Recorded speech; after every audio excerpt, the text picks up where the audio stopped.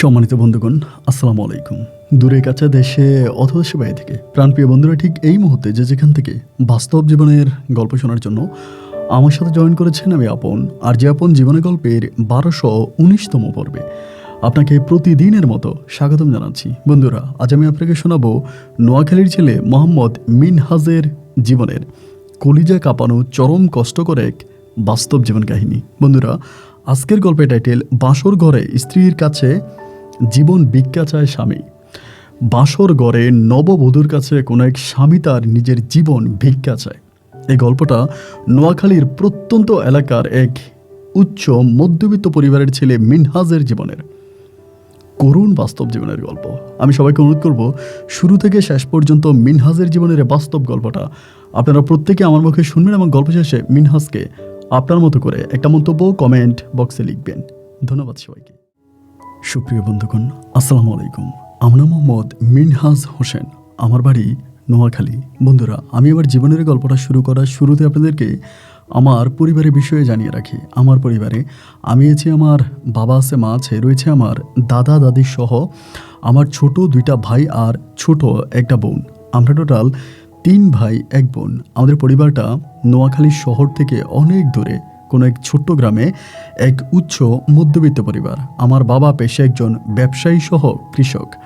ব্যবসায়ী সহ কৃষক বলতে আপনারা হয়তো গ্রামে যারা বসবাস করেন তারা খুব ভালো করে চিনবেন। গ্রামের জমি চাষাবাদ করার জন্য, মানে জমিতে মাটি খনন করার জন্য যে ধরনের ট্রাকগুলো ব্যবহার করা হয়, যেগুলোকে আমরা লোকালি হচ্ছে আমাদের গ্রামের ভাষায় হচ্ছে জমি চাষ করার ট্রাক বলে থাকি। তো জমি চাষাবাদ করার ওই ট্রাকগুলি আমার বাবা কিনে। আমার আব্বা একটা সময় প্রবাসে ছিলেন এবং বহু বছর প্রবাস থেকে আমার আব্বা ফিরে আসে এবং বিদেশ থেকে এসে পরে আমার আব্বা একটা ট্রাক কিনে এবং ড্রাইভার রাখে। সেই ড্রাইভার আর ট্রাক দিয়ে আমার বাবা ধানি জমি, বিভিন্ন ধরনের জমি আমার আব্বা চাষাবাদ করে, জমির ফসল করার জন্য জমিকে উর্বর করে তোলে, জমিকে খনন করে। এই কাজই আমার আব্বা করতো এবং এটা করে আমার বাবা যে পরিমাণে টাকা পেত তা দিয়ে আমাদের পরিবারটা খুব ভালোভাবেই চলতো। আমার বাবা দীর্ঘদিন প্রবাস থাকা অবস্থায় কিছু টাকা পয়সা ব্যাংক ব্যালেন্সও করে। এরকমভাবে আমার শৈশবের দিনগুলো কাটতে থাকে। ছোটোবেলা থেকে আমি প্রচণ্ড রকমের দুষ্টু প্রকৃতির একটা ছেলে ছিলাম। আমি কারো কথা মানতাম না, কারো কথা শুনতাম না। ঠিক যখন যেটা করতে মন চাইতো আমি সেটাই করতাম। আমি ছিলাম একেবারে পরিবারের অবাধ্য একটা দুষ্ট ছেলে। বাট আমি দেখতে শুনতে অনেকটা ভালো ছিলাম। ছোটোবেলায় আমার দাদির ইচ্ছা ছিল যে দাদি আমাকে একজন বড় মাপের মাওলানা বানাবে, কারণ আমি দেখতে শুনতে অনেকটা সুন্দর ছিলাম, অনেক হ্যান্ডসাম ছিল আমার চেহারা। এই জন্য দাদি স্বপ্ন দেখেছিল যে আমাকে একজন বড় মাপের মাওলানা বানাবে, যে মাওলানা স্টেজে বসলে পুরো স্টেজ আলোকিত হয়ে উঠবে। এরকমভাবে দাদি আমাকে নিয়ে চিন্তা করায়। কিন্তু ছোটোবেলা থেকে পড়াশোনার প্রতি আমার কোনোভাবেরই কোনো আগ্রহ ছিল না। পড়াশোনাটাকে আমি খুবভাবে ঘৃণা করতাম এবং আমার মাথায় কোনো পড়াশোনা ঢুকতোই না। আব্বা আমাকে অনেক মাইরা টাইরে স্কুলে পাঠালেও আমি স্কুলে খুব বেশি একটা যেতাম না। এরপরেও পরিবারের চাপে পড়ে আমি স্কুলে নিয়মিত যাতায়াত করতাম, কিন্তু পড়াশোনার প্রতি আমার খুব বেশি একটা আগ্রহ ছিল না। এই করতে করতে আমি যখন এসএসসি পরীক্ষা দিই, এসএসসি পরীক্ষার মুহূর্তে আমি পড়াশোনার প্রতি খুবই দুর্বল ছিলাম এবং এসএসসি পরীক্ষাতে আমি একমাত্র ব্যক্তি যে কিনা 5 সাবজেক্টে ফেল করি। এবং 5 সাবজেক্টে ফেল করার পরে আমার আব্বা লজ্জায় কারোর সামনে মুখ দেখাইতে পারে না। সবাই আমার আব্বারে দেখলে বলে, তোমার ছেলে 5 সাবজেক্টে ফেল করেছে। এবং আমার স্কুলে এতদিন পর্যন্ত অনেক ছেলেরা এই পরীক্ষা দিয়েছি, কেউ কোনো দিন 5 সাবজেক্টে ফেল করে নাই। আমি 5 সাবজেক্টে ফেল করি।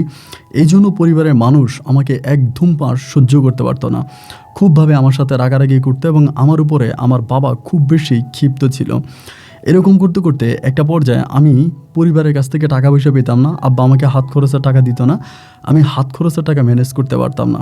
এমন করতে করতে একটা সময় আমি সিদ্ধান্ত নিলাম যে আমি বাড়ি থেকে বেরিয়ে যাব। আমি বাড়ি থেকে বেরিয়ে যাব এবং বাড়ি থেকে বেরিয়ে আমি কোথায় যাব, কী করব, এরকম কোনো কাজের সন্ধান আমি খুঁজে পাচ্ছি না, যে কোথাও কোনো কাজ করতে পারবো কি না বা এরকম কোনো কাজ আমি পাই না। এমন করতে করতে একদিন হলো কি, আমাদের পার্শ্ববর্তী গ্রামের, মানে আমাদের পার্শ্ববর্তী বাড়ির এক ভাবি, নাম হচ্ছে পারুল ভাবি। তো একদিন আমি বললাম কি, খুব মন খারাপ করে বাড়ির সামনে দিয়ে হেঁটে যাচ্ছিলাম। পরে পারুল ভাবি আমাকে দেখে। তো ভাবির সাথে এমনিও মাঝে মাঝে আমার টুকিটাকি একটু একটু কথাবার্তা হতো। মাঝে মাঝে আমি কেমন আছি, ভালো আছি কি না, এগুলো ভাবি আমাকে জিজ্ঞেস করতো। তো যখন দেখলাম আমি মন খারাপ করে চলে যাচ্ছি, পরে ভাবি আমারে ডাক দিল। ডাক দিয়ে বলল যে, কী ব্যাপার মিনহাজ, তোমার মন খারাপ কেন? আমি বললাম, না ভাবি, এমনি ভালো লাগতেছে না। আব্বু বকাবাধ্য করে, বলে তুমি নাকি এসএসসিতে 5 সাবজেক্টে ফেল করছো। আমি বললাম, হ্যাঁ, এটা তো পুরো মানে বিবিসি নিউজ হয়ে গেছে। এই ছাড়া গ্রামের মানুষের মুখে আর কোনো কথা নাই। আমি 5 সাবজেক্টে ফেল করছি, মনে হয় পৃথিবীতে একমাত্র আমিই ব্যক্তি যে কিনা আমি ফেল করছি, এর আগে কেউ কখনো ফেল করে নাই। ভাবি আমাকে বলে, এর আগেও মানুষ অনেক ফেল করেছে, কিন্তু 5 সাবজেক্টে এরকমভাবে কেউ ফেল করে নাই। কেউ কি বাংলাতে ফেল করে, তুমি নাকি বাংলাতেও ফেল করছো। তার ব্যাকরণ তো অনেক কঠিন, আমি এটা পড়তে পারি না, আমার ভালো লাগে না। তো যাই হোক, ভাবি তখন বলতেছে, আমি বললাম, এটার জন্য আমাকে ডাকছেন? পরে বলে, না মিনহাস, তোমারে আমি তো জানি তোমার হাত খরচের টাকা নাই, তোমার আমি হাত খরচের টাকা দিব যদি আমার একটা উপকার করে দাও। আমাকে এটা বললো। পরে আমি বললাম যে, উপকার? তা কী উপকার আমারে বলেন তো। পরে আমারে বলতেছে, আমি তোমার কিছু জিনিস দিব, সন্ধ্যার পরে, মাগরিবের পরে তুমি এই জিনিসগুলো আমার বাপের বাড়িতে দিয়ে আসবা। ভাবি আমারে বলতেছে। আমি বললাম, সন্ধ্যার পরে কিছু জিনিস দিবেন, এগুলো আপনার বাপের বাড়িতে দিয়ে আসবো? আচ্ছা ঠিক আছে, আমি দিয়ে আসবো, সমস্যা নেই। এরপরে ভাবি তখন করলো কি, সন্ধ্যার পরে আমারে মানে ডাকলো। সন্ধ্যার পরে আমার ডাকছে, ডাইকে আমারে বলতেছে, মিনহাজ, এগুলো তুমি নিয়ে যাও। মানে একটা ব্যাগের মধ্যে প্রচুর পরিমাণের মানে খুব ভারী ভারী জিনিস। আমি না বুঝতেছি না এগুলো কী। তো এগুলো কি আমি তো বুঝি না। বোঝার পরে ভাবি আমার দিল এবং আমি গোপনে এগুলা ভাবির বাপের বাড়ি আমি চিনতাম। আমাদের গ্রাম থেকে মোটামুটি বেশ দূরের একটা গ্রামে ভাবির বাপের বাড়ি। আমি তখন সেই গ্রামে এই জিনিসগুলো নিয়ে যাই এবং নিয়ে গিয়ে ভাবির বাবার কাছে আমি দিয়ে আসি। তো আমি ওই সময় ফোন ব্যবহার করতাম, কিন্তু ফোনের মধ্যে টাকা রিচার্জ করার মতো টাকা আমার কাছে ছিল না। তো আমি তখন এই মানে আসার পরে ওই ভাবির বাবার কাছে দিয়ে আমি ভাবির মিস কল দিই। পরে ভাবি আমার কল দেয়, আমি ভাবির বলি যে, আপনার আব্বুর সাথে কথা বলেন। পরে ভাবি তার আব্বার সাথে কথাবার্তা বলে এবং আমি বললাম, ভাবি আমি তো চলে আসছি, মানে দিয়ে চলে আসছি। এখন রাত্রে 12:30টার দিকে ভাবি আমারে ফোন দিছে। ফোন দিয়ে আমারে বলে যে, মিনহাজ, তুমি তো আমার এত বড় একটা উপকার করলা, তা আমি তোমারে কিছু দিব, এটা আমারে বলতেছে। আমি বললাম, না ভাবি, আমারে কোনো কিছু দেওয়া লাগবে না। পরে আমারে বলে, তুমি কালকে সকালে আমার সাথে একটু দেখা করো। তো এই বলার পরে এর পরের দিন সকালবেলা আমি ভাবির সাথে দেখা করলাম। দেখা করার পরে ভাবি আমারে 500 টাকার একটা নোট দিল। আমি বললাম যে, না ভাবি, আমার টাকা লাগবে না, আমি তো এরকম কোনো কাজ করি নাই। আপনি যদি একটা রিক্সা দিয়েও পাঠাইতেন তাও এত টাকা ভাড়া লাগতো না। তাই আপনি আমাকে মানে এত টাকা দিতে হবে না, আমি দিয়ে আসছি, আমার কোনো মানে অভিযোগ নাই, বা আমি আমার খুশি মনে দিয়ে আসছি। ভাবি আমার বলতেছে, না মিনহাজ, তুমি টাকাটা নাও, এই টাকাটা নিলে আমি অনেক খুশি হব। আমি নিতে চাই না। একরকম ভাবি আমারে জোরাজুরি করে আমার টাকাটা আমার পকেটে ঢুকিয়ে দিল। পরে 500 টাকা ভাবির কাছ থেকে নিলাম। নেওয়ার পরে এর মানে ওই দিনই সন্ধ্যার সময় আমি মানে বাইরে ছিলাম, সন্ধ্যার সময় বাড়িতে আসছি এবং আসার পরে দেখলাম যে ওই যে ভাবি মানে পারুল ভাবির শাশুড়ি মানে আমার চাচি, উনি আমাদের ঘরে বসে আছে। মানে ওনারা মানে চাচিটা কি আর কি, পাড়াতো চাচি। পরে আমারে বলতেছে, মিনহাজ, আমি তো তোমার জন্যই বসে আছি, এতক্ষণ কোথায় ছিলা, তোমার সাথে আমার কিছু কথা আছে। পরে আমি বললাম, কি কথা আমারে বলেন। পরে আমাকে সাইডে ডাক নিল। ডাক দিয়ে নাকি বলতেছে, মিনহাজ, তোমারে অনেক বিশ্বাস করি, তুমি আমাদের এলাকার ভালো ছেলে, তা তুমি না আমার কাছে মিথ্যা কথা বইলো না, আমার কাছে একটা সত্য কথা বলো। পরে আমি বললাম যে, চাচি আপনি আমারে বলেন, সমস্যা নাই, আমি মিথ্যা বলবো কেন, যেটা জানি সেটাই বলবো। পরে আমারে বলতেছে, আমার বৌমাকে গোপনে তোমারে কিছু দিছে তার বাপের বাড়িতে দিয়ে আসার জন্য। আমি তো ভাই তখন চুপ হয়ে গেছি। কিরে, ভাবি তো আসলেই আমারে দিছে তার বাপের বাড়িতে দিয়ে আসার জন্য, এখন এইটা ভাবি শাশুড়ি জানলো কেমন করে। আমি কোনো কিছু বলি না, নিচের দিকে তাকিয়ে আসছি। পর আমারে বলতেছে, মিনহাজ, তুমি আমার দিকে তাকাইয়া আমারে সত্য করে বলো, আমার বৌমাকে তোমাকে কিছু দিয়েছিল তার বাপের বাড়িতে দিয়ে আসার জন্য। আমি তখন বললাম যে, চাচি আপনি এগুলো কেন জিজ্ঞেস করতেছেন, তা আপনি কি আপনার ছেলের বউরে জিজ্ঞেস করেন নাই? বলে, না, আমি তোমারে জিজ্ঞেস করতেছি, আমার দৃঢ় বিশ্বাস যে তুমি আমার কাছে সত্য কথাটা বলবা। আমার কাছে সত্য করে বলো তো, আমার বৌমা তোমাকে কিছু দিয়েছিল তার বাপের বাড়িতে দেওয়ার জন্য? আমি কিছুই বলতেছি না, কারণ আমি বলবো কি, কারণ আমি তো আর ভাবির বিপক্ষে গিয়ে কথা বলতে পারবো না। আমি তখন একদম চুপচাপ আছি। পরে আমার বলে, মিনহাজ সত্য কথা বলো। এবং এমন সময় ভাবি আমার নাম্বারে কল দিতেছে। আমার মোবাইলটা সাইলেন্ট করা অবস্থায় ছিল এবং কল দিতেছে, আমি বুঝতেছি, এবং মোবাইল ফোনটা বের করে দেখলাম যে ভাবির কল। পরে আমি বললাম, চাচি আপনি ঘরে বসেন, আমার একটা কল আসছে, আমি একটু কথা বলে এসে আপনারা বলতেছি। এটা বইলে তখন আমি কথা বলার জন্য পুকুর পাড়ে গেলাম এবং যাওয়ার পরে কলটা রিসিভ করছি। রিসিভ করার পরে ভাবি আমারে বলতেছে, মিনহাজ, আমার শাশুড়ি কি তোমাদের এখানে আসছে? আমি বললাম, হ্যাঁ, আপনার শাশুড়ি তো আমাদের এখানে আসছে এবং এসে আমাকে এরকম জিজ্ঞেস করতেছে। ভাবি আমার বলে, মিনহাজ খবরদার, তুমি কিন্তু একবারও আমার শাশুড়ির কাছে বলবা না যে আমি তোমাকে টাকা দিয়েছি বা আমি তোমাকে এই জিনিসপত্র দিছি, তুমি আমার এগুলো আমার বাপের বাড়িতে দিয়ে আসছো। পরে আমি বললাম, কেন ভাবি, আপনি কি চুরি করে কোনো কিছু দিছেন? আমার বলে, না মিনহাজ, খবরদার, যদি এটা বলো তাহলে আমার সংসারটা ভেঙে যাবে। আমি বললাম, আচ্ছা ঠিক আছে ভাবি, আমি বলবো না। পরে এখান থেকে আসার পরে আমার উনি জিজ্ঞেস করতেছে, মানে চাচি আমার আবারও জিজ্ঞেস করে যে, মিনহাজ কী হয়েছে? আমি বললাম, না চাচি, আমার কাছে আপনার বউ কোনো কিছু দেয় নাই, আমারে বলে, মিনহাস তুমি মিথ্যা কথা বললো না, তোমার এইমাত্র কে ফোন দিচ্ছে? আমি বললাম, না, আমার একটা ক্লাসমেট আমারে ফোন দিচ্ছে, আমার বন্ধু, আর ভাবি আমারে কোনো কিছু দেয় নাই। এইভাবে আমি তখন বিষয়টাকে স্কিপ করে যাই। মানে ভাবির কাছে, আমি চাচির কাছে সত্যটা স্বীকার করি না। এবার স্বীকার না করার পরে এরপরে ধরেন মাঝে মাঝে আমার যখনই টাকার দরকার হইতো, মানে পকেটে টাকা থাকতো না, আমি ভাবিরে ফোন দিতাম, পারুল ভাবিরে, ভাবি আমার কাছে টাকা না, করে টাকা দাও। তো ভাবি আমারে টাকা দিত। সত্যি কথা বলতে আমার পরিবার আমাকে টাকা দিত না, আমার মা বাবা কেউ আমাকে টাকা দিত না, কিন্তু ভাবি আমারে গোপনে গোপনে টাকা দিত। এবং ভাবির কাছ থেকে গোপনে গোপনে টাকা নিয়ে আমার সময়গুলো খুব ভালোই কাটতেছে।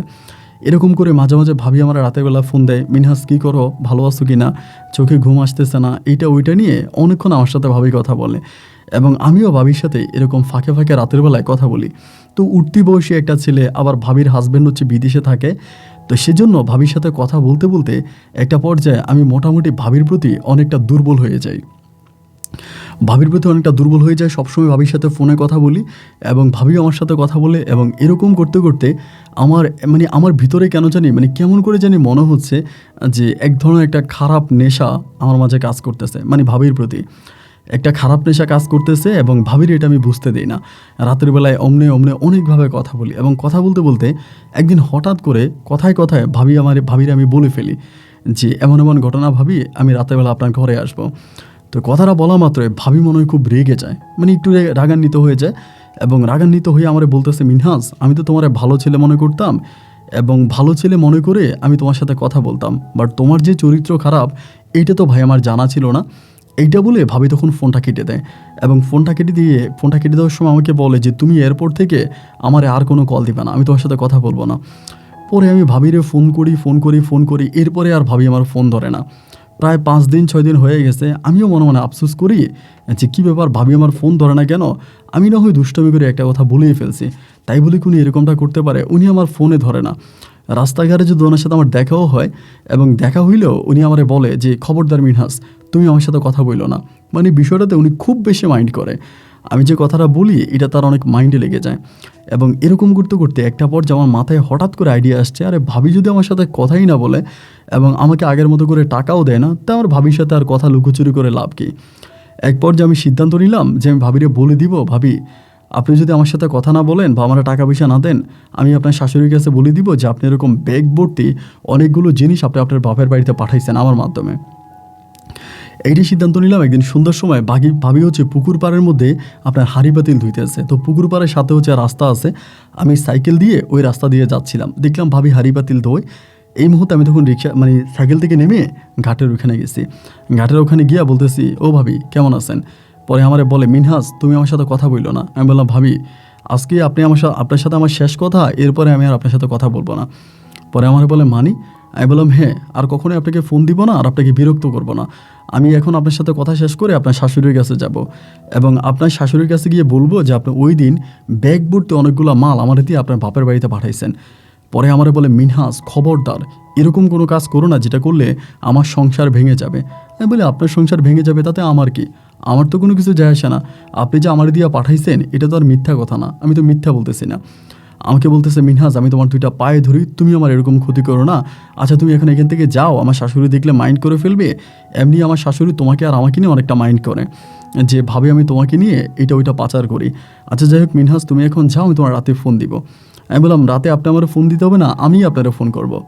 এই বলে রাত 10টার দিকে আমি খাওয়া দাওয়া শেষ করে আমাদের ঘাটে আইসা ভাবিরে তখন কল দিলাম এবং একটা কল দেওয়া মাত্রই ভাবি আমার কলটা রিসিভ করে ফেলছে। তো কলটা রিসিভ করার পরে আমি বললাম, ভাবি কী অবস্থা? আমার বলে, ভালো। মিনহাস তুমি এটা আমারে কী বললা, তুমি কিভাবে আমাকে এই কথাটা বলতে পারলা? তোমার প্রতি আমার অন্যরকম বিশ্বাস ছিল, আমি তোমাকে অনেক বিশ্বাস করতাম। আমার কাছে মনে হইতো যে তোমার মতো ভালো ছেলে এই পাড়াতে আর একটাও নাই, বাট তুমি আমাকে এটা কী বললা? আমি তোমাকে বিশ্বাস করছি। পরে আমি বললাম, ভাবি আমি তো খারাপ কিছু বলি নাই, আপনি আমাকে দিয়ে আকাম করাইতে পারবেন, আমাকে দিয়ে খারাপ কাজ করাইতে পারবেন, তা আমার কোনো চাহিদা থাকলে আপনি পূরণ করবেন না? ভাবি আমার বলে, তাই বলে তোমার এই চাহিদা, এটা কেমন কথা? আমি বললাম, ভাবি আমার কথা সোজা, আজকে রাতে হয় আপনি আপনার ঘরে আমার আসতে দিবেন, মানে কালকে সকালে আমি আপনার শাশুড়ির কাছে সব কথা বলে ফেলবো। ভাবি আমার বলে, মিনহাস এরকম কোনো কিছু করো না, আমি তোমার বড় বোনের মতো। আমি বললাম, না আপনি আমার বড় বোন হতে যাবেন কেন, আপনি আমার ভাইয়ের বউ। এরকম করতে করতে ভাবি আমারে বলে, তুমি যদি আমার ঘরে আসো এরপর যদি তুমি এটা মহল্লার লোকদেরকে বলে দাও, পাড়ার লোকদেরকে বলে দাও। আমি বললাম, আমার মাথা খারাপ, আমি পাড়ার মানুষদেরকে কেন বলতে যাবো, আমার বলার কোনো দরকার আছে? ভাবি আমার বলে ঠিক আছে, যদি কাউরে না বলো তাহলে আসতে পারো। তো আসবা যে আমার ঘরের পিছনে আইসা তুমি জানালা একটা নক করিও, এরপর আমি সামনে দিয়ে দরজা খুলবো। তো ভাবি আলাদা একটা রুমে থাকতো, আমি তখন ভাবির যে রুমে থাকতো ওইটা জানতাম। রুমের পিছনে গিয়ে জানালা নক করার পরে ভাবি তখন সামনে দিয়ে এসে দরজা খোলে, এবং দরজা খোলার পরে ভাবি অনেক সাজুগুজু করে থাকে। মানে আমি না খুব অবাক হয়ে গেলাম যে আমি জোর জবস্তি করে ওনার সাথে এগুলো করতে গেলাম, আর উনি নিজে একদম সেজেগুজে পরিসেজে বসে আছে। এবং ওই অবস্থায় ভাবির সাথে যেটা হওয়ার সেটা আমার হলো, এবং আমি তখন বাসা থেকে বেরিয়ে যাব। ভাবি আমার বলতেছে, পায়ে ধরে বলতেছে, মিনহাজ খবরদার, তুমি কিন্তু এই কথা কাউরে বইলো না, কাউকে জানায়ও না। আমি বললাম না ভাবি, আমি এগুলো কাউরেই বলবো না, আমার কাউকে জানানোর দরকার আছে? এমন করে আমি ভাবির কাছে যাইতাম, আসতাম, মাঝে মাঝে যখনই সময় পাইতাম তখনই যাইতাম, এবং এরকম যাতায়াত মানে যাওয়া আসার মধ্যে ছিলাম। মানে এমন করে আমার সময়গুলো কাটতেছে। তখন আমি এই ভাবিরে ছাড়া আর কোনো কিছুই বুঝতাম না। এরকম করে 1 দিন 2 দিন 3 দিন করতে করতে প্রায় 4-5 মাসের মতো আমি ভাবির সাথে এই ধরনের কাজে লিপ্ত হয়ে যাই। এবং 4-5 মাস পরে একদিন রাতে হঠাৎ করে ভাবির ঘরে থাকা অবস্থায় ভাবির শাশুড়ি এসে ভাবির দরজার মধ্যে রাখতে শুরু করে।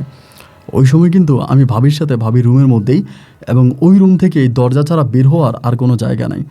তো আমি তখন ভাবির মা বুঝে ফেলে, মানে চাচি বুঝে ফেলে যে আমি রুমের মধ্যে ঢুকছি। মনে হয় সেদিন আমার চাচি পাহারা বসাইছে, মানে আমার একটা ধারণা আর কি, মনে হয় চাচি পাহারা বসাইছে এবং চাচি বুঝে ফেলছে যে আমি ঘরের মধ্যে আছি। চাচি দরজা সে সামনে যেয়ে বলতেছে, জোরে জোরে বলতেছে, ওই পারুল দরজা খোল, দরজা খোল। এবার তো আমার বুকের ভিতরে কাঁপুনি ছুটে গেছে। আমার আব্বা যদি কোনোভাবে জানতে পারে, তাহলে আমার আব্বা যেই পরিমাণে রাগী মানুষ, আমার তো আব্বা আস্ত রাখবে না। মানে আব্বা তো আমার পুরো মেরে ফেলবে, আমি তো আর বাঁচতে পারবো না। পরে আমি কান্নাকাটি করতেছি। একটা সময় সিদ্ধান্ত নিলাম যে চাচির দরজাটা খুলে দিলেই আমি বেরোবো, এবং বের হইয়া চাচিরা ধাক্কা দিয়ে আমি চলে যাব। এইরকম একটা সিদ্ধান্ত নিয়ে আমি তখন দরজার কাছাকাছি গেছি। তো ভাবি তো কান্নাকাটি শুরু করতেছে, মানে পারুল ভাবি কান্না করতেছে, ওনার সংসার ভেঙে যাবে। এরপর থেকে তো মনে করেন একটা মানে প্রবাসীর বউ ভাই তো আর ভাবিরা রাখবে না। পরে আমি দরজাটা খুলে বের হব, মানে দৌড় দিব, এই অবস্থার ভিতরে আমাদের এলাকার প্রায় 5-6টা ছেলে চাচির সাথে, মানে তারা পুরো গ্রুপিং করে সিদ্ধান্ত করে আমার এখানে এসে ধরে ফেলছে। এবং মুহূর্তের মধ্যে আমাকে তারা সবাই আমার হাতে পায়ে ধরে ফেলে, এবং আমার হাতে পায়ে গলা এমনভাবে চেপে ধরে আমি আর ওখান থেকে যেতে পারি না। এবং নিয়েই হচ্ছে বাবির ঘরের দরজার সামনে আমার বেঁধে ফেলে, মানে গলার দরজার সামনে বাঁধে, এবং মুহূর্তের মধ্যে ওই জায়গাটা একটা রণক্ষেত্রের সৃষ্টি হয়। এলাকার সমস্ত লোকজন আসে, এবং লোকজন আসার পরে আবার এখানে একটা বিষয় বলে রাখা ভালো যে পারুল ভাবির একটা মেয়েও ছিল। তো মেয়েটা একটু সমস্যা ছিল, মানে ভাবির বিয়ে হয়েছে অনেক বছর, প্রথমে একটা মেয়ে হয়, এরপরে ভাই দীর্ঘ বছর দেশে আসে না। ভাবি তার মেয়েটাকে তার বাপের বাড়িতে দিয়ে রাখে। মানে তার বাপের বাড়িতে কেন দিয়ে রাখে এটা আমি জানি না, এদের পারিবারিক কোনো সমস্যা হতে পারে। মানে মেয়েটাকে উনি ওইখানে রাখে, এখানে রাখে না, এইখানে উনি একাই থাকে। পরে ওই মুহূর্তটা হওয়ার পরে দেন আমাকে ওইখানে তখন বাইদে ফেলে, এবং বেঁধে ফেলে রাতের বেলা আমার আব্বারে খবর দেওয়া হয়। এবং খবর দিলে পরে আমার আব্বা রাতের বেলায় আসে না, আমার আব্বা সকালে ভোরে ভোরে আসে।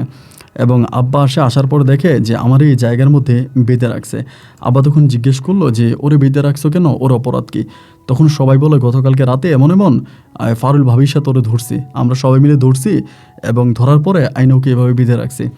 পরে আমার আব্বা পারুল ভাবির মায়ের সাথে, মানে আমার চাচির সাথে কথা বলে, ওনার শাশুড়ির সাথে কথা বলে। পরে ওনার শাশুড়ি বলতেছে, আমার আব্বা বলে এইভাবে যে ছেলেটারে ধরলেন, ধইরা তারে রাস্তার মানে তারে বাড়ির সামনে বাইরে রাখলেন, এতে কি আপনার বউয়ের মান সম্মান বাড়লো না কমলো? এটা আপনি কেন করলেন? তাই ভাবির মা বলতেছে, মানে ভাবি শাশুড়ি বলতেছে যে আমিও চাই না এরকম বজ্জাত বউ আমার পরিবারে থাকুক, যে কিনা আমার পরিবারের মালামাল চুরি করে তোর ছেলের দিয়া সে তার বাপের বাড়িতে পাঠায়, এবং তোর ছেলের সাথে এরকম অবৈধ সম্পর্ক করে। এরকম বউ আমার ঘরে থাকার দরকার নেই, আমি এই বউকে ঘর থেকে এমনিও বের করে দিব। আমার আব্বা বলল যে ঠিক আছে, আমার ছেলের ছেড়ে দেন, যা হবার তা তো হয়েছে, আপনার বউয়েরও দোষ আছে। উনি বলে যে না, আরে চেয়ারম্যান মেম্বার জানবে সকালবেলা 10টা বাজে এরা সবাই আসবে বলছে, এখন 10টা বাজে আসার পরে আপনার ছেলেরে ছাড়বো না থানায় দিব, এটা পরে সিদ্ধান্ত নিব। আমার আব্বা বলল দেখেন, এটা পারিবারিক একটা বিষয়, এই বিষয়টা নিয়ে চেয়ারম্যান মেম্বারকে ডাকার দরকার নাই, আমার ছেলেটারা এমনিই ছেড়ে দেন, আমি ছেলেটারে নিয়ে যাই, ও যা অন্যায় করছে, যেটা অপরাধ করছে, এটা শাস্তি আমি দিব। আমার আব্বা বলে যে না, মানে ওনার শাশুড়ি বলতেছে না, এটা 10 জনে মিলিয়ে ভাঙবে। এবং 9টার দিকে আস্তে আস্তে করে আমি তখন আমাকে বেঁধে রাখছে, আস্তে আস্তে করে চেয়ারম্যান মেম্বার সহ অন্য লোকেরা তখন এখানে উপস্থিত হয়েছে। এরই মাঝে মনে হয় আমি একটা জন্তু জানোয়ার, মানে চিড়িয়াখানার কোনো একটা প্রাণী। আমাকে এমনভাবে দূর দূরান্ত থেকে গ্রামের মানুষরা দেখতে আসে। আমার লুঙ্গি পরা অবস্থা একদম খালি গিয়ে আমাকে বেঁধে রাখে।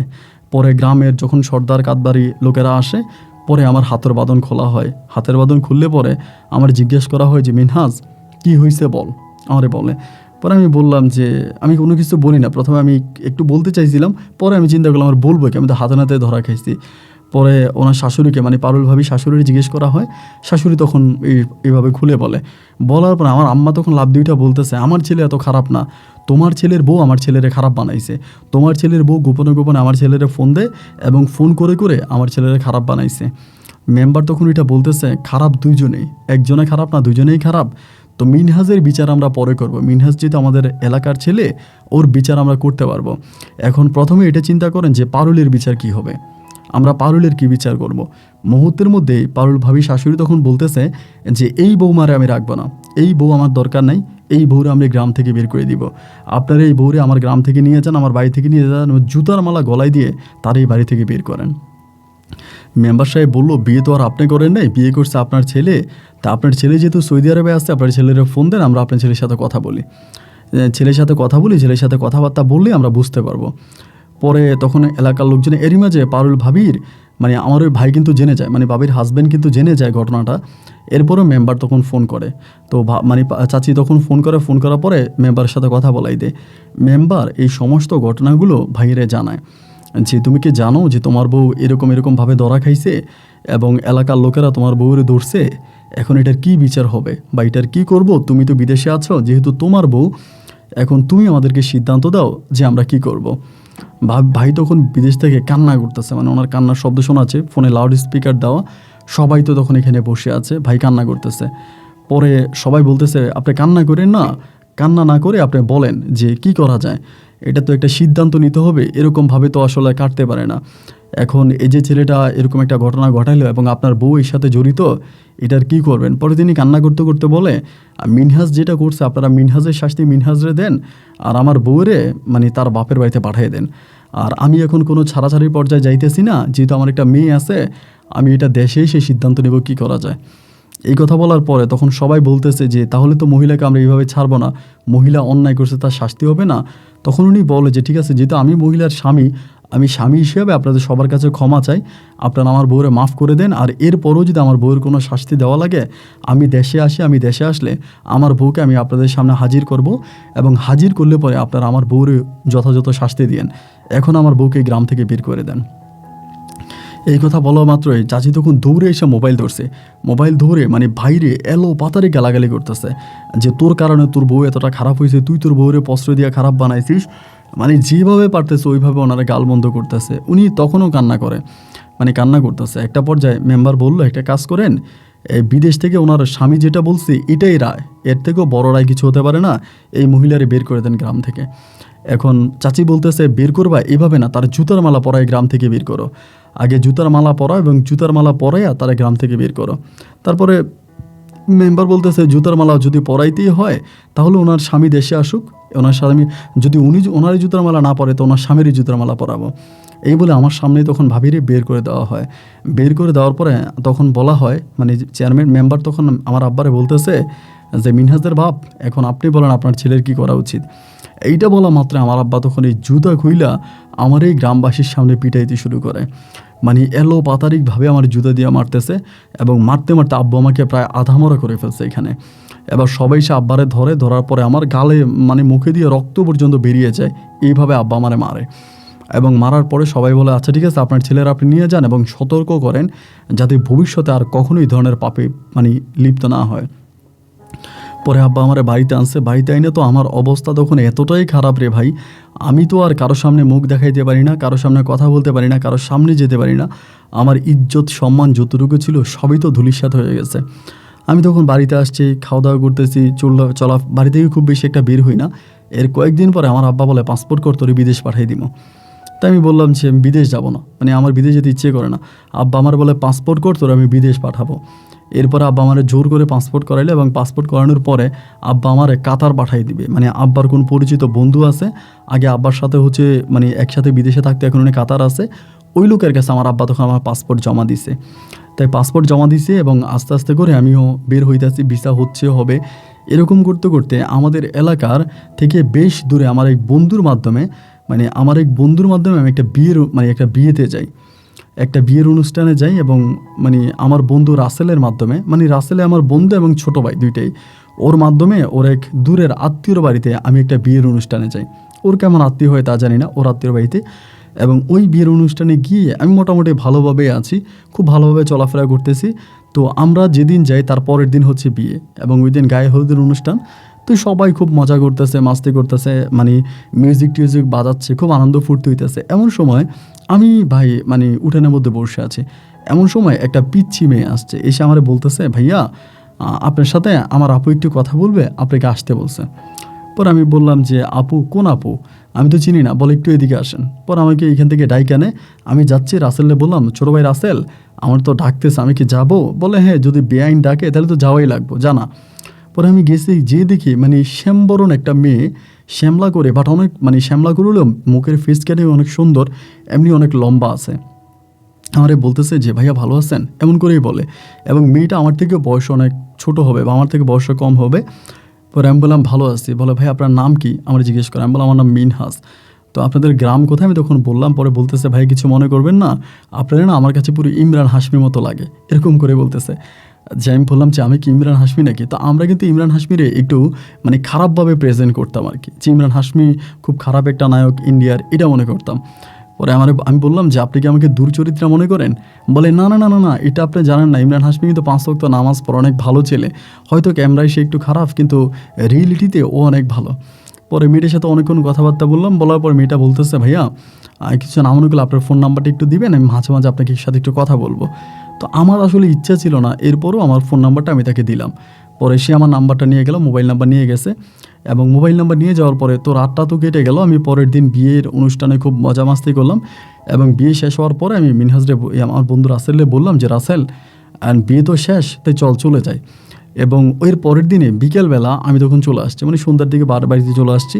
তখন কিন্তু আমি বাড়ি থেকে খুব বেশি একটা বের হই না, শুধু প্রয়োজন হলে বাড়ি থেকে বের হই, নাহলে বিনা প্রয়োজন আমি বের হই না।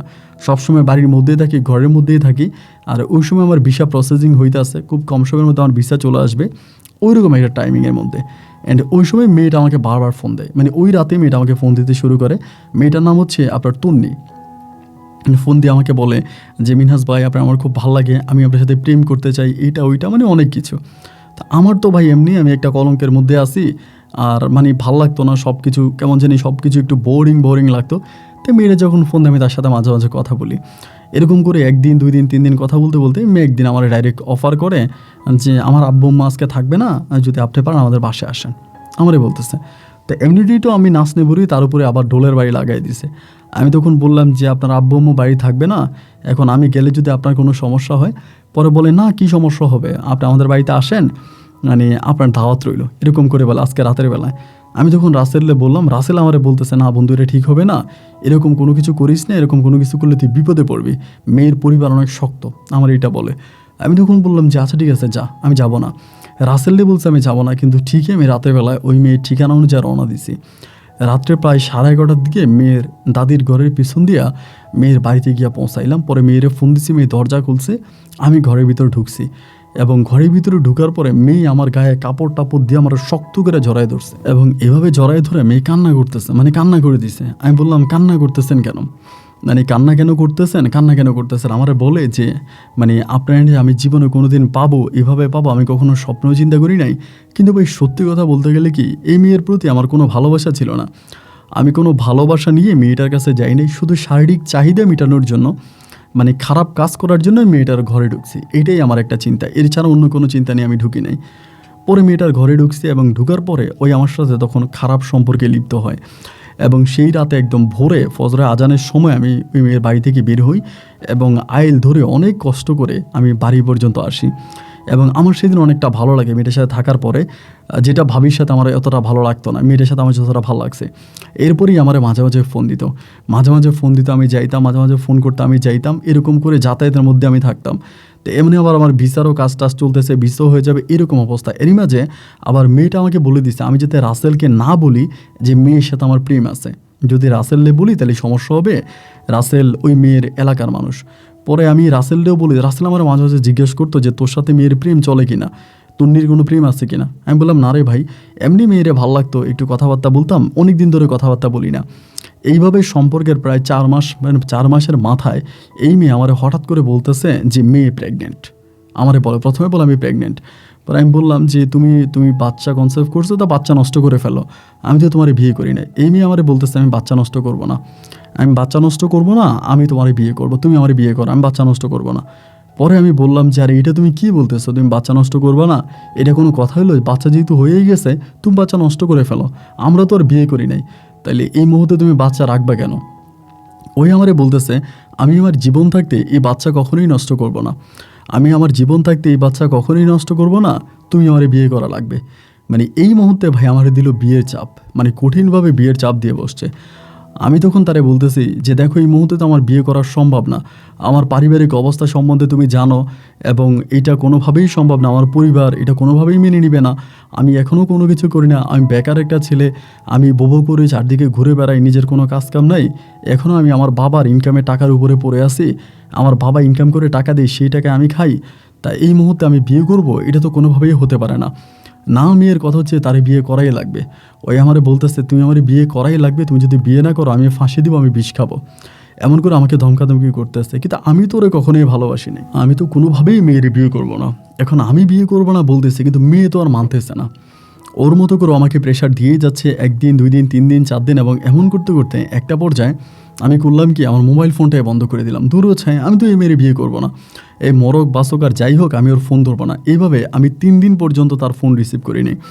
তো 3 দিন পর একদিন বিকেলবেলা আমাদের রাস্তার ধারে মানে পোলাপাইন ফুটবল খেলে, আমি ওইগুলোর সাথে ফুটবল খেলতেছি, মানে রাস্তার ধারে ফুটবল খেলতেছি। তো আমি তো ফুটবল খেলতেছি, আমার মাথায় তো কোনো কিছু নেই, এটা আবার মানে মেয়ের সাথে রিলেশন হওয়ার প্রায় 8-9 মাস পরের কথা আমি বলতেছি। মানে ওই বাচ্চা কনসেপ্ট করার কিছুদিন পরের ঘটনা আর কি। মানে প্রথমে একটা বাচ্চা ইয়ে করছিল, ওইটা নষ্ট করে, এবং সেকেন্ড বাচ্চার কথা আমি বলতেছি, মানে সেকেন্ডে আবারও ভেবি কনসেপ্ট করার পরেরটা বলতেছি। এখানে অনেক কাহিনী হয়ে যায়, বলতে গেলে অনেকটা লম্বা হয়ে যাবে, এই জন্য একটু শর্ট করে বলি, কারণ সামনে আরও অনেক ঘটনা আছে। এরপরে ওই কী করে কি, ওইখানে মানে আমি মানে ফুটবল খেলতেছি, এমন সময় একটা ছেলে আসে। একটা ছেলে আসার পরে ওই ছেলেটারে মানে একটা ছেলে এসে আমাদের বলতেছে যে মিনহাস ভাই আপনার ওই মেয়েটা খুঁজতেছে। আমি এটা বোরকা পরা অবস্থায়, পরে আমি বললাম কী রে আমারে খুঁজতেছে, হিজাব পরা? আমি ভাবছি মনে হয় আমাদের কোনো মেহমান টেহমান হতে পারে। পরে আমি ফুটবল খেলা ওরা খেলতেছে, আমি উঠে আসছি মাঠে আসার পরে আমি ওর চোখের দিকে তাকে আমি বুঝে গেছি আরে এটা তো তুমি। পরে আমারে মানে আমি ওর সামনে আসার পর তখন মুখোশটা খুলে ফেলছে, আর মুখোশ খোলার পরে ভাই আমার ভিতরে ভয় ঢুকে গেছে। কিরে, আমি বললাম তুমি এখানে, তুমি চিনলা কেমনে? ও আমারে বলতেছে তুমি আমার বাড়ি নিয়ে চলো, তুমি বাড়িতে নিয়ে চলো, তোমার 2টা পায়ে ধরে আমার বাড়িতে নিয়ে চলো, আমার জীবনটা তুমি আর নষ্ট করো না। আমি 2বার বিষ খাওয়ার জন্য প্রস্তুতি নিচ্ছি, কিন্তু আমার পেটে বাচ্চা আছে, আমি আমার বাচ্চাটারে মারতে চাই না, আমার বেবিটারে আমি নষ্ট করতে চাই না, যার জন্য আমি বাধ্য হয়ে তোমার কাছে আসছি, তুমি আমার বাচ্চাটারে নষ্ট করো না, একটা তো নষ্ট করছো, এটারে নষ্ট করো না, তুমি আমার মেহরবানি করে তোমার বাড়িতে নিয়ে চলো। আমি তখন করলাম এটা বিপদে পড়ছে। আমি বলি দেখো এখানে তো অনেক ছেলেপেলেরা আছে, ওরা সন্দেহ করে ফেলবে, তুমি এখন চলে যাও, আমি রাতে তোমার সাথে ফোনে কথা বলবো।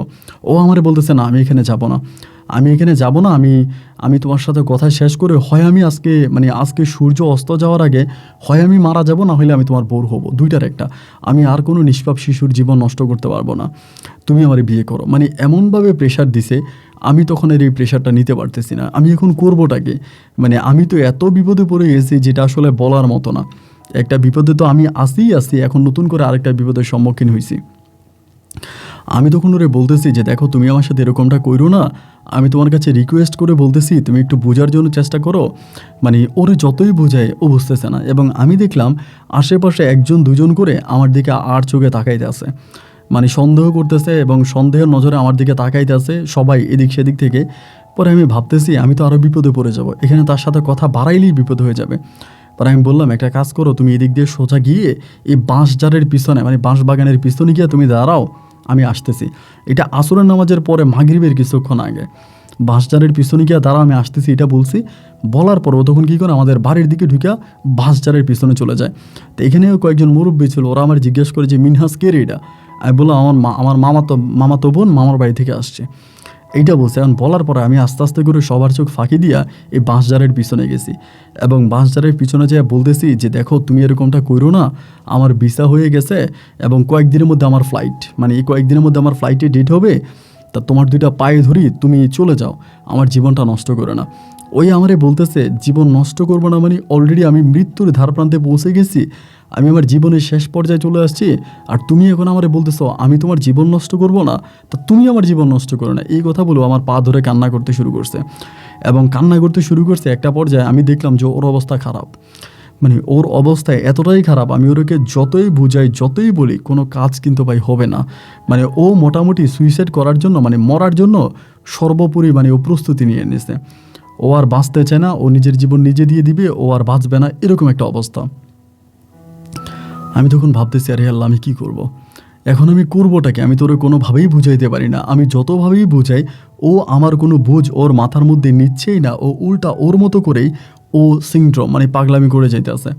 পরে আমি অনেকক্ষণ বুঝিয়ে বললাম যে আচ্ছা তুমি একটু বুঝো, আজকে যাও, তুমি কালকে এসো। ও যাবেই না। দেখতে দেখতে সন্ধ্যা গনিয়ে গেল এবং মোটামুটি রাত হয়ে গেছে। হয়ে যাওয়ার পরে আমি ভাবতেছি এখন আমি তারে নিয়ে কি করব। আমি কোনো উপায় বুদ্ধি না পাই আমাদের এলাকার এক ছোটো ভাই, মানে ছোটো ভাই বলতে আমার মানে এলাকারই এক বন্ধু, ওই হচ্ছে নোয়াখালী ওর বাড়ি, কিন্তু ও মানে ঢাকায় থাকে। ঢাকায় হচ্ছে ওর মানে একটা জব করে এবং ওইখানে হোস্টেলে থাকে। পরে বাধ্য হয়ে আমি ওরে ফোন দিচ্ছি, কারণ আমার তো এখন কোনো রাস্তা নেই, ওরে তো আমার কিছু একটা করতে হবে, আর এলাকায় রাখলে তো জানাজানি হয়ে যাবে।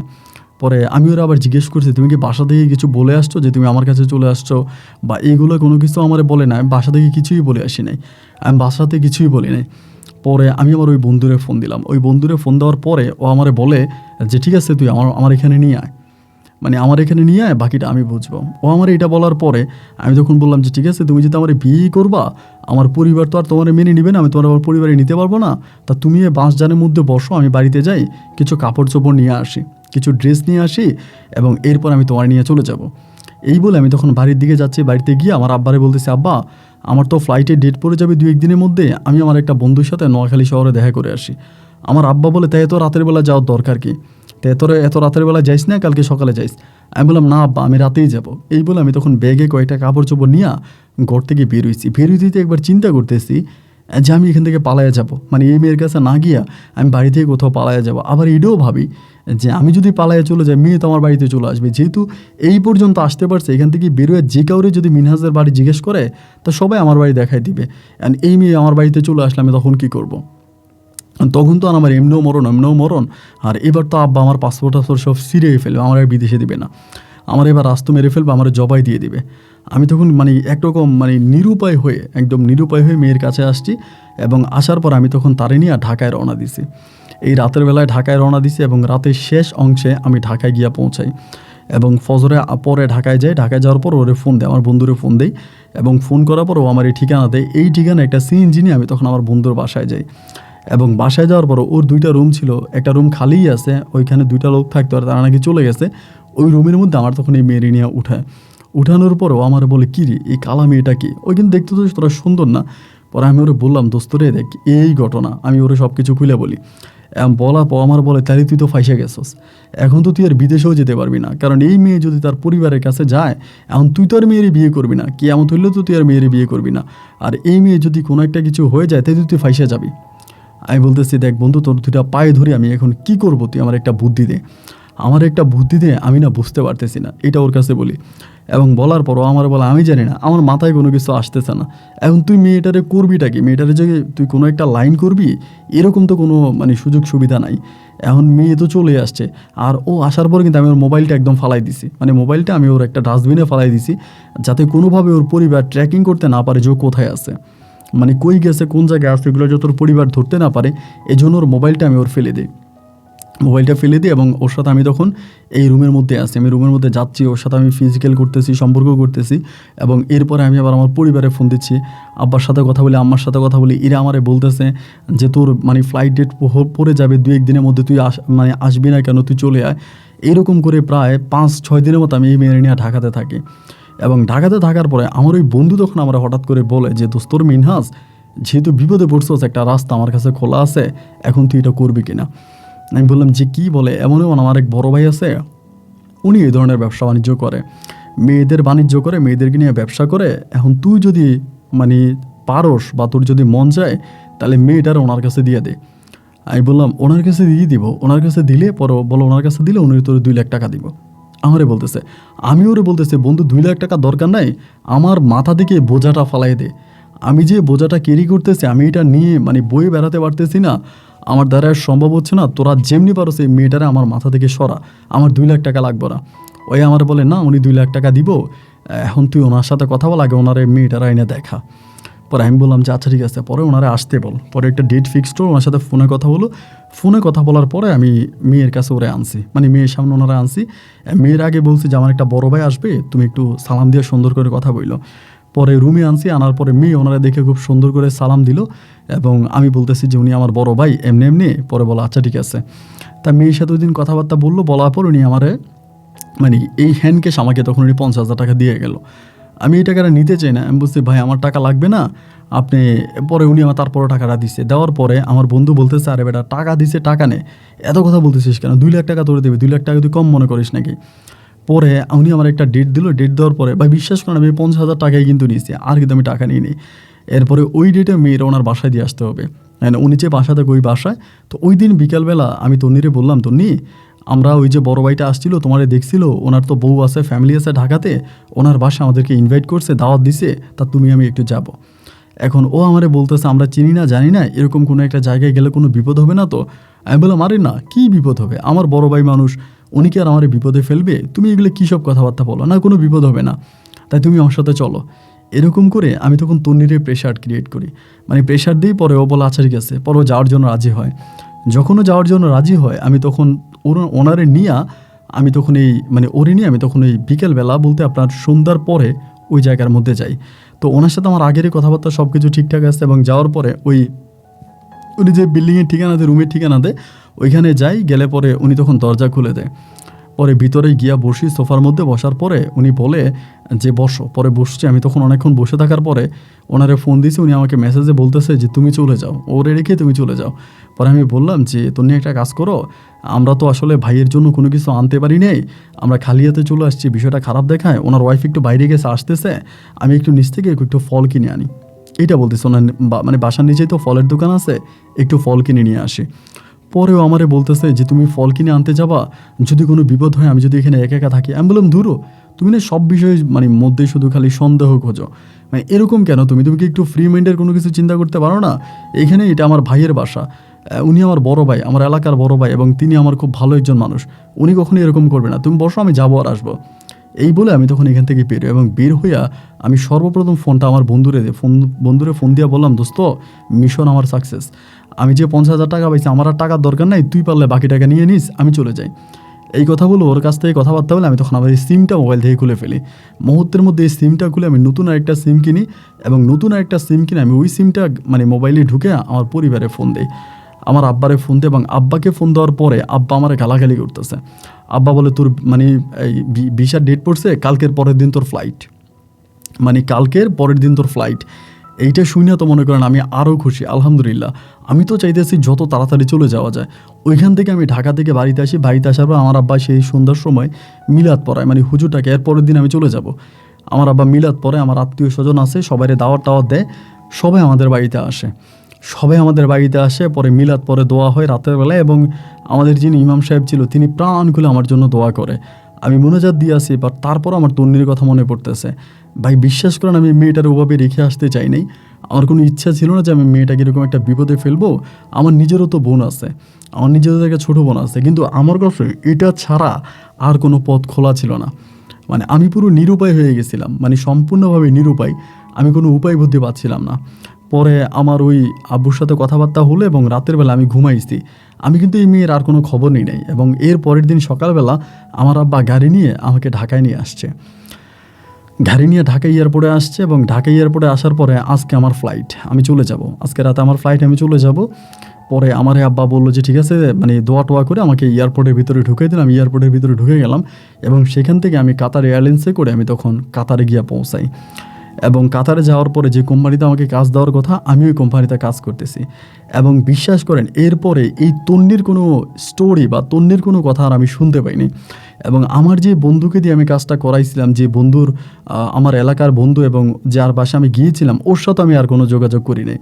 মানে ওরও আমি আর কোনো কিছু বলি নাই, বা মেয়েটার কী অবস্থা, মেয়েটা কোথায় আছে, আমি যেখানে বিক্রি করে চলে আসলাম তুই আবার শেষে টাকা নিছিস কিনা, বা তোর সাথে আবার পরে লেনদেন হয়েছে কিনা, বা মেয়েটা ঠিক আছে কিনা, এরকম কোনো খোঁজ খবর কিন্তু আমি আর নেই নেই। কারণ আমার কথা হচ্ছে যেহেতু আমি বিক্রি করে চলেই আসছি, এরপরে আর এটা নিয়ে আমার আর কোনো কথাবার্তা নেই। এই মেয়ে নিয়ে আমি ওখানে বিক্রি করে দিলাম এবং এরপরে আমি কাতারে আসি, ভালোই আছি। প্রায় আমি 1.5 বছরের মতো কাতারে ছিলাম। তো আমি কাতারে যেখানে কাজ করতাম ভাই, ওইখানে অনেক টাকা বেতন পাইতাম, মানে ভালো টাকা বেতন পাইতাম।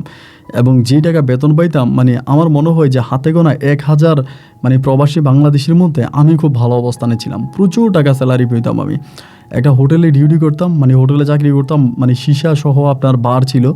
ওইখান থেকে আমি মানে এমন কোনো মাস ছিল না যে আমি বাংলাদেশি টাকায় 1 লাখ টাকা ইনকাম করতাম না, মানে সর্বনিম্ন 1 লাখ টাকা ইনকাম হইতো আমার। তাই আমি ওখানে পড়ে আছি 1 লাখ খানিকে টাকার মতো ইনকাম করতেছি।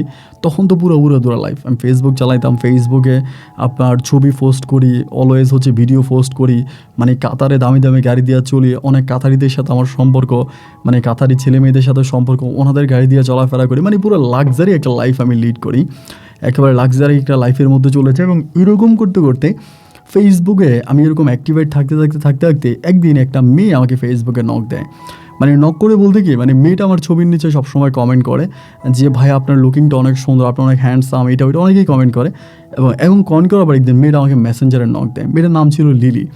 পরে আমারে বলে যে ভাইয়া কেমন আছে, মানে মিনহাজ ভাইয়া কেমন আছে, এরকম করে SMS করে। তা আমি কিন্তু সচরাচর সব মেয়েদের রিপ্লাই করি না, মানে অনেক মেয়েরা আমাকে মেসেঞ্জারে নক দেয় কথা বলার জন্য, অনেক মেয়েরা দেয়, বাট আমি ওইভাবে হচ্ছে কোনো মানে মেয়ের SMS আমি ওইভাবে রিপ্লাই করি না। তা এই মেয়েটার মানে কোনো মেয়ে মেসেজ করলে তার প্রোফাইলে আগে যাই, যদি দেখি যে মেয়েটা সুন্দর, মেয়েটা কিউট আছে, তাহলে তার SMS-টা রিপ্লাই করি, অন্যথায় আমি অন্য কোনো মেয়ের SMS রিপ্লাই করি না। পরে যখন দেখলাম যে মেয়েটা দেখতে সুন্দর আছে, কিউট আছে, পরে আমি তার SMS-এ রিপ্লাই করলাম। এখন মানে রিপ্লাই করার পরে মেয়ে আমার সাথে কথাবার্তা বলে, মানে ওই মেসেজ করে আমিও মেসেজ করি। মেয়ের বাসা হচ্ছে ঢাকাতে।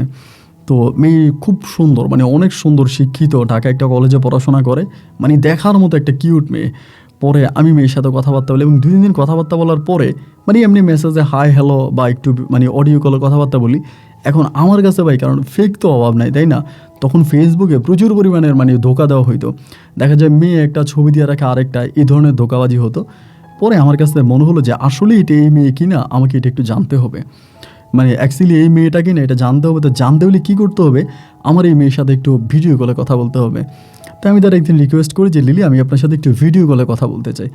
পরে মেয়ে আমারে বলতেছে যে না, ভিডিও কলে কথা বলা যাবে না, এমন করে বলতেছে। তাই আমি বললাম যে এরকম করে কেন বলতেছে না, ভিডিও কলে কথা বলতে চাওয়াতে এই মেয়ে আমার সাথে কথা বলা বন্ধ করে দিয়েছে। এখন আর আমার সাথে কথাই বলে না। আমি কথা বলতে গেলেই আমারে বলে যে না, আপনি আমাকে ডাউট করছেন, আমাকে সন্দেহ করছেন, আমি আপনার সাথে কথাবার্তা বলবো না।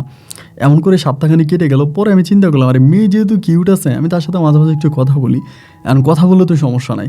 এরপরে না হয় যদি দেখার সময় হয়, মেয়ে নিজেই আমার সামনে আসবে, আমার তারে রিকোয়েস্ট করে তারা আমার সামনে আনতে হবে না। তো এমন করে মেয়ের সাথে কথা বলি, কথাবার্তা বলতে বলতে বেশ কয়েকটা দিন, মানে অনেকগুলো দিন কথা বলি। এবং কথা বলতে বলতে একটা পর্যায়ে মেয়ে নিজেই আমারে বলে যে ঠিক আছে, আমরা আজকে সন্ধ্যার সময় ভিডিও কলে কথা বলবো। আমি তো ভাই অনেক এক্সাইটেড, ওর সাথে ভিডিও কলে কথা বলবো। এরই মাঝে কিন্তু আমাদের মোটামুটি মানে এই মেয়ে আমাকে ভালোবাসি বলে নাই, মেয়ের সাথে আমার প্রেম হয় নাই, কিন্তু আমার ভিতর থেকে মেয়ের জন্য মানে অনেক ধরনের ভালোবাসা জন্মে গেছে। মানে এক কথায় বলতে গেলে মেয়েটারে আমার খুব ভালো লেগে গেছে, মানে রিলেশন করার মতো, বিয়ে করার মতো, মানে খুবই সুন্দরী একটা মেয়ে, যারে বউ বানায় ঘরে পুতুলের মতো, মানে ডলের মতো সাজায় রাখা যায়। পরে আমি ভিডিও কলে কথা বলি এবং ভিডিও কলে কথাবার্তা বলার পরে ভাই আমি মেয়ে যেটা দেখছি, মেয়ে এটাই, মানে আমি যার ছবি দেখছি, প্রোফাইলে যার ছবি দেওয়া বা স্টোরিতে যার ছবিগুলো মেয়েটা দিচ্ছে, সেই মেয়েটাই খুবই কিউট, মানে অনেক সুন্দর চেহারা। এক নজর দেখেই ধরেন আমি তার প্রেমে পড়ে গেছি। পরে আমি বললাম যে আমি কথাবার্তা বলি, এরপরে এই মেয়ের সাথে আমি কন্টিনিউয়াসলি কথা বলতেছি। কথা বলতে বলতে মেয়ে ঢাকাতে পড়াশোনা করে, তার বান্ধবীদের সাথে কথা বলাই দেয়, বন্ধুদের সাথে কথা বলাই দেয়। এবং আমি তো ভাই অতটা পড়াশোনা করি নাই, গ্রামের ছেলে। এরপরে ধরেন আমি পুরো আকাশের মধ্যে ঘুরতে থাকি, মেয়ের জন্য আমি গিফট পাঠাই, এরপরে মেয়ের জন্য আমি ওখান থেকে স্বর্ণের চেইন পাঠাই, নেকলেস পাঠাই, এইটা ওইটা পাঠাই। মানে মোটামুটি আমাদের মাঝে তখন প্রচুর প্রেম হয়ে গেছে। মানে ওই মেয়ে 24টা ঘন্টা আমার সাথে ফোনে কথা বলবে। আমি রাতের বেলায় ঘুমাইলে তার সাথে কথা বলতে বললে মানে হেডফোন কানে রেখে ঘুমায়, মানে কথা বলতে বলতে ঘুমায় যায়। এবং সকালে উঠলে দিয়ে আমি যে তখনও তার সাথে কলে আছি ইমুতে। মেসেঞ্জারে কথা বলতেই থাকে, মানে কথা বলতেই থাকি। কী যে এত কথা বলি ভাই, এগুলো নিজেও জানি না। মানে এরকমভাবে কথাবার্তা হতে হতে মেয়ে আমার প্রতি অনেকটা দুর্বল হয়ে যায়, আমিও মেয়ের প্রতি অনেকটা দুর্বল হয়ে যাই। মানে দুজনের মাঝে মোটামুটি অনেক গভীর একটা প্রেমের সম্পর্ক তখন শুরু হয়ে যায়। এবং শুরু হওয়ার পরে তখন মেয়েটা মানে এইভাবে সম্পর্ক থাকার প্রায় 8 মাসের মাথায় মেয়ে বলতেছে মেয়ের পরিবার থেকে মেয়ের মামাতো ভাইয়ের সাথে তার বিয়ে ঠিক হয়ে গেছে। মেয়ে বলতেছে আমার মামাতো ভাইয়ের সাথে আমার বিয়ে, মানে সরি ওর এই আপনার চাচাতো ভাইয়ের সাথে, ওর চাচাতো ভাইয়ের সাথে ওর বিয়ে ঠিক হয়ে গেছে। এখন ওর মানে চাচারা মানে ওর বাবা ওই চাচাতো ভাইয়ের কাছে বিয়ে দিবে। এখনও কান্নাকাটি করতেছে, তুমি তাড়াতাড়ি দেশে আসো, এসে আমাকে বিয়ে করো, এটা ওইটা। তা আমাদের কোম্পানির একটা সিস্টেম ছিল কি, মানে আপনার ছুটি লাগতে হলে ম্যাক্সিমাম 3 মাস আগে বলতে হবে। মানে এটাই হচ্ছে মানে এই কোম্পানিতে অসুবিধা এটাই, এছাড়া আর কোনো অসুবিধা নাই, বাকি সব সুবিধা। অসুবিধা একটাই যে আপনি দেশে যাবেন তার 3 মাস আগে কোম্পানির অ্যাপ্লিকেশন করতে হবে, এবং অ্যাপ্লিকেশন করা 3 মাস পর আপনার ছুটি অ্যাপ্রুভ হবে। এখন আমি বললাম তুমি তো জানো আমার কোম্পানি এরকম ডিফিকাল্ট কোম্পানি, এটার মধ্যে তো আমার 3 মাস আগে অ্যাপ্লিকেশন করা লাগবে, এবং 3 মাস আগে না হইলে তো মানে আমাকে যেতে দিবে না। এই পর্যন্ত কিন্তু আমি ওই মেয়েরে অনেক টাকা পয়সা দিয়ে দিই, মানে অনেক টাকা টুকা এটা ওইটা মানে অনেক কিছু মেয়েরে দিয়ে দেয়। মানে অনেক মানে মেয়ের জন্য অনেক গিফট পাঠায়, অনেক উপহার সামগ্রী পাঠায়, অনেক কিছুই পাঠায়। পরে আমারে বলে দেখো এইভাবে তো হতে পারে না, এখন তুমি 3 মাস পরে আসবে, আমার তো বিয়ে হয়ে যাবে। মানে আমিও তখন ভাই কান্নাকাটি শুরু করি, কারণ মেয়েরে ভালোবাসা ফেলাইছি, তো আমি মেয়েরে ভালোবাসছি, মেয়েও আমার ভালোবাসছে, তো এইভাবে তার বিয়ে হয়ে যাবে এটা তো আসলে মেনে নিতে পারি না, কান্নাকাটি করি। তো একবার যে আমি আমারে বলতেছে আচ্ছা শোনো, আমি আমাদের এই রিলেশনের বিষয়টা আমার আম্মুকে বলছি। আমারে বলে আমি আমার আম্মুরে বলছি, কিন্তু আমার এখানে একটা গুড পয়েন্ট কি জানো, আমার ওই চাচার ছেলের সাথে আমার আম্মু আমাকে বিয়ে দিতে রাজি নেয়। আমার ওই চাচার ছেলে মানুষ হিসেবে ভালো না, একটু দুর্চরিত্রা, তা এরকম লোকের কাছে আমার আম্মু আমাকে বিয়ে দেবে না। তো আমি তোমার কথা আমার আম্মুকে বলছি, তুমি একটু আমার আম্মুর সাথে কথা বলো। একদিন আমারে বলতেছে, আমি তখন বললাম যে আচ্ছা ঠিক আছে ফাইন, আমি তোমার আম্মুর সাথে কথাবার্তা বলি। পরে আমি ওর আম্মুর সাথে কথাবার্তা বলি। ওর মা ছিল খুবই মানে মানে ধার্মিক একজন মহিলা, খুবই ধার্মিক, মানে ভালো একটা মহিলা। পরে আমারে বলতেছে যে বাবা সব কথা মেনে নিলাম, তুমি আমার মেয়েরে পছন্দ করো, আমার মেয়েরে তুমি ভালোবাসো, এবং আমার মেয়েও তোমারে ভালোবাসো, আমার মেয়ের এখন বিয়ে ঠিক হয়ে গেছে, এবং তুমি আমার কাছে কান্নাকাটি করে বলতেছো যে যেভাবেই পারি আমি যেন আমার মেয়ের বিয়েটা ভেঙে দিই। আচ্ছা আমি না হয় আমার মেয়ের বিয়েটাও ভেঙে দিব, কিন্তু তুমি কি আমার মেয়ের সাথে সবসময় এভাবে ফোনে কথা বলো, এরকম করে আমারে বলে। আমি বললাম হ্যাঁ, আমি অলওয়েজ হচ্ছে ওর সাথে ফোনে কথা বলি, আমরা দুজনকে অনেকটা ভালোবাসি। পরে বলে ওর মা কিন্তু আবার হজ করা, ওর বাবা মা দুজনেই হজ করছে, মানে লিলির আব্বা আম্মা। পরে আমারে বলতেছে আমরা হজ করে আসছি, আমরা মানে হজ করা মানুষ, এখন আমাদের মেয়ে যে এভাবে রাত জেগে তোমার সাথে ফোনে কথা বলে বা ভিডিও কলে কথা বলে, এটা তো ওর জন্য পাপ, আমাদের জন্য যেমন পাপ, মানে আমার মেয়ের জন্য পাপ। তো বাবা এটা তো হতে পারে না, এখন তুমি তোমার পরিবারকে পাঠাও, এবং পরিবারকে পাঠাইয়া তুমি আগে এটা করো। অ্যান্ড মেয়ে সাইড থেকে বলতেছে আম্মা তুমি কি বলতেছো, পরিবার পাঠাবে মানে ওর পরিবার পাঠালে কি আব্বা মেনে নিবে নাকি? মেয়ের মা বলতেছে হ্যাঁ, ওর বাবা তো মেনে নিবে না। আচ্ছা ঠিক আছে, আমি এখন কি করতে পারি? আমি তখন ওর ঠাস করে আমি নিজেই বলতেছি আন্টি তাহলে আপনি আমাদেরকে মোবাইলে বিয়ে পড়াই দেন। মানে এমনিই বলতেছে, কারণ অনেকের বিয়ে তখন মোবাইলে হইতো। আমি বললাম আন্টি আপনি আমার মোবাইলে বিয়ে পড়াই দেন, তাহলে আপনি আমার মোবাইলে বিয়ে পড়াই দেন। ওই মহিলা তখন বলতেছে হ্যাঁ এটা তো তুমি ঠিক কথা বলছো, মোবাইলে বিয়ে পড়াই দিলে যে তোমরা যে আর কথা বলবা এতে আর পাপ হবে না, আর আমিও মেয়ের বাবার কাছে বলবো যে মেয়ের আমি বিয়ে দিয়ে দিছি। আমি তখনই ওনার পায়ে ধরে বলতেছি আপনার আল্লাহ দোয় আপনি আমার তাহলে বিয়েটা করাই দেন। তিনি তখন আমারে বলে আচ্ছা ঠিক আছে, তাহলে 2-3 দিন মানে একটা ডেট দেয় যে ওই ডেটে তুমি তোমার বন্ধু বান্ধবদেরকে নিয়ে থাকো, আমি আমার মেয়ের পরিবার নিয়ে আমি এখানে থাকবো, উপস্থিত থাকবো, আমার আত্মীয় স্বজন নিয়ে, তাহলে আমি ভিডিও কলে তোমার সাথে মেয়ের বিয়ে পড়াই দিব। আমি তো তখন অনেক বেশি খুশি, আলহামদুলিল্লাহ, তাইলে তো আর কোনো কথাই নেই। অ্যান্ড সেদিন তখন আমার কিছু লোকজন আছে, আমার কোম্পানির লোকজন, তাদেরকে আমি দাওয়াত করলাম, আমি পায়জামা পাঞ্জাবি পাগড়ি পরলাম, এবং ভিডিও কলের মাধ্যমে তখন আমি লিলিকে বিয়ে করি, মানে ভিডিও কলের মাধ্যমে লিলিকে বিয়ে করি। এবং লিলিকে বিয়ে করার পরে লিলির মা সেখানে থাকে, আরও কয়েকজন মহিলা থাকে, লিলির কয়েকটা বান্ধবী থাকে, সবার মাধ্যমে বিয়ে হয়। বিয়ে হবার পরে লিলির বাবা তখন ওকে বলে দেয়। পরে ওর বাসার মধ্যে খুব ঝামেলা হয়, মানে ওই দিকে না যাই, মানে ওর বাসায় প্রচুর ঝামেলা হয়। ওর আব্বা আম্মা মানে ওর আব্বা ওকে আর ওর মারে ঘর থেকে পর্যন্ত বের করে দেয়, মানে বাসা থেকে বের করে দেয় যে তুই আমাদের বাসায় থাকবি না, মানে বাসা থেকে পর্যন্ত বের করে দেয় ওর আম্মুকে। ওর আম্মু আর ও হচ্ছে ওর নানু বাড়িতে চলে যায়। ওর নানু বাড়ি ছিল পুরান ঢাকায়, মানে পুরান ঢাকায় চলে যায় শেষ পর্যন্ত, ওর আব্বুর বাসা থেকে বেরিয়ে যায়। পরে আমি তখন এইভাবে 3 মাস আগে আমি তখন অ্যাপ্লিকেশন করে ফেলি, এবং 3 মাস পরে আমার তখন ছুটি অ্যাপ্রুভ হয়ে যায়, মানে আমার ছুটি অ্যাপ্রুভ হয়। এবং অ্যাপ্রুভ হলে পরে আমি তখন দেশে যাব, আমি টিকিট কাটি। পরে তন্নি খুব মানে আপনার লিলি খুব কান্নাকাটি করতেছে যে তুমি তাড়াতাড়ি আসো, আমার তো থাকতে পারতেছি না, ফ্যামিলিতে অনেক সমস্যা, তুমি আসতে পারো, আমি আমার আব্বুর কাছে তোমাকে নিয়ে যাব। পরে আমি যখন এইভাবে বলে তখন আমি এয়ারপোর্টে আছি। আমি কিন্তু আমার আব্বা আম্মাকে ফোন দিই না, মানে আব্বা আম্মাকে ফোন করি না বলতে আমি তাদেরকে বলি যে আমি ঢাকায় আসতেছি, আমি এয়ারপোর্টে আসতেছি, মানে আমি দেশে আসবো এটা বলি, কিন্তু ডেটটা বলি না যে কবে আসবো। পরে ডেটটা আমি শুধু লিলিরে বলি এবং লিলির আম্মুরে বলি, তখন তারাই আমার সব কিছু। লিলি আর লিলির মা ছাড়া আমি সেই মুহূর্তে আর কোনো কিছুই বুঝতাম না। ওনাদের সাথে সারাক্ষণ কথাবার্তা বলতাম এবং ওনারাই আমাকে নিজের ছেলের মতো আদর করতো। আর লিলির ভাই ছিল না। লিলির মা বলতো, তুমি শুধু আমার মেয়ের জামাই না, তুমি আমার সব কিছু। মানে উনি আমার সাথে অলওয়েজ মানে নিজের ছেলের মতো করে কথাবার্তা বলতো। যাই হোক, এরকম করতে করতে পরে আমি ঢাকাতে আসি, এয়ারপোর্টে আসি। এয়ারপোর্ট আসার পরে লিলির মা আমাকে, মানে লিলি আমাকে রিসিভ করতে আসে। লিলির আম্মু না, লিলি আরেকটা মেয়ে আমাকে রিসিভ করার জন্য আসে এবং আমি এয়ারপোর্টে রিসিভ করি। মানে ওদের সাথে কথাবার্তা বলি, বলে আমাকে বলে যে তুমি কি এখনই চলে যাবা নাকি আজকে রাতে থাকবা আমাদের বাসায়। আমি বললাম না, রাতের বেলা এখন আর যাবো না, আমি কিন্তু বিকেলে আসছি। মানে বাংলাদেশে যখন ল্যান্ড করছি, মানে এয়ারপোর্ট থেকে বেরোইতে প্রায় 4:30টার মতো বেজে গেছে। 4:30 বেজে গেছে। ওই সময়ের মধ্যে আমি তখন বেরোয়ার পরে ও আমারে বলতেছে, তাহলে আমাদের বাসায় চলো, আমাদের বাসায় চলো, আম্মুর সাথে দেখা টাকা করবা, এরপরে না হয় তুমি কালকে চলে যাও, রাতের বেলা রিস্ক নিয়ে যাওয়ার দরকার নেই। পরে এই মেয়ের সাথে এবং মেয়ের বান্ধবীর সাথে আমি তখন ওদের বাসায় যাই, পুরান ঢাকা, ওর নানু বাড়িতে। এবং যাওয়ার পরে লিলির আম্মা তো আমাকে দেখে অনেক এক্সাইটেড, মানে আমাকে জড়ায়ে ধরে আমি ওনার পা ধরে সালাম করি এবং আমি লিলিরে বলি, লিলি আজকে তো আমাদের বাসর ঘর, আমরা তো বিয়ে করছি, তাহলে আমি তোমার সাথে আজকে বাসর করবো, মানে এরকম করেই বলতেছে। ওরা দেখার পরে মানে আমার আর তর শুইতেছে না। ও আমার বলে, তাইলে যাও ফুল কিনে নিয়ে আসো। আমি ঠিক আছে, আমি নিচে যাচ্ছি। বলে না, তুমি যেও না, তুমি তো চিনবা না, আমাদের বাসায় একটা ছেলে আছে, মরে নিয়ে ফুল কিনে নিয়ে আসি, কিন্তু খবরদার আমার আম্মুকে বলতে পারবা না। আম্মুরে বললে কিন্তু আম্মু মাইন্ড করবে, আম্মু কিন্তু এটা ওভাবে নেবে না। আম্মু বলছে বিয়ে হয়েছে ঠিক আছে, এরপরও পারিবারিকভাবে আগে বিয়ে হবে, এরপরে সব কিছু। তাই আমি বললাম আচ্ছা ঠিক আছে, সমস্যা নাই। পরে একটা ছেলের ও পাঠাইছে, ছেলে ফুল টুল নিয়ে আসলো। ও তখন গোপনে ও রুমের মধ্যে মানে পুরো ঘরটাকে সাজাইছে, সাজিয়ে আমার একটা রুম দিছে, বলে এই রুমে তুমি ঘুমাবা, রাতের বেলা আমি যখন ফোন দিব তখন তুমি এই রুমে আইসো, আমি বাসর ঘর রেডি করে ফেলি। আমি বললাম ঠিক আছে। তা আমি তো ভাই অনেকটা পথ জার্নি করে আসছি, সন্ধ্যার দিকে আমি গোসল করে ফ্রেশ হয়ে একটু হালকা নাস্তা করলাম, করে আমি শুয়ে গেছি এবং আমার ঘুম চলে আসছে। রাত্রে প্রায় 11:30টার দিকে তখন আমারে কল দিয়ে আমারে বলতেছে যে মিনহাজ আমার রুমে চলে আসো। আমি বললাম তোমার আম্মু? বলে আম্মুকে আমি ম্যানেজ করছি, তুমি আমার রুমে আসো, আমরা একসাথে থাকবো। এই কথা বলার পরে আমি এই রুম থেকে বের হয়ে মানে ওর রুমে গেলাম এবং ওর রুমে যাওয়ার পরে আমি অবাক হয়ে গেলাম যে ও তো ফুল টুল আনছে এবং এইসব দিয়ে ও পুরো ঘরটাকে সাজানোর কথা, মানে ঘরটাকে সাজিয়ে দেওয়ার কথা, কিন্তু এখন দেখি যে ঘর কোনো সাজারই নেই, মানে ঘরকে সাজায় নেই। এবং এই রুমে যাওয়ার পরে ও মানে খুব মানে মুখ কালো করে বসে আছে। পরে আমি বললাম যে কী ব্যাপার, তুমি মুখ কালো করে বসে আছো কেন? পরে বলে এদিকে আসছি এবং আইসা পরে আমি ওর মানে খাটের উপরে বসছি এবং খাটের উপরে বসার ঠিক 2 থেকে 3 মিনিট পরে ও কারে জানি কল দিল। কল দেওয়ার পরে ওর মা তখন রুমে ঢুকলো এবং রুমে ঢুকার সাথে সাথে ওর মায়ের সাথে আমি তন্নিকে দেখতে পাচ্ছি। আপনার হয়তো মনে আছে আমি কোন তন্নির কথা বলেছিলাম, যে তন্নিকে আমি ঢাকা শহরে বিক্রি করে দিয়েছিলাম এক দালালের কাছে 2 লক্ষ টাকা দামের। এবং তন্নি আমাকে ওইখানে দেখা মাত্রই ও আমি জুতা দিয়ে আমাকে ওইখানে মারতে শুরু করে ওইখানে। এবং ওই মুহূর্তে আমি তখন লিলির পা জড়ায় ধরি বলি, লিলি আমারে বাঁচাও। ওই বাসরঘরের মধ্যে লিলি কিন্তু তখন আমার বউ ছিল, কারণ আমি তো ওর মোবাইলে বিয়ে করছি।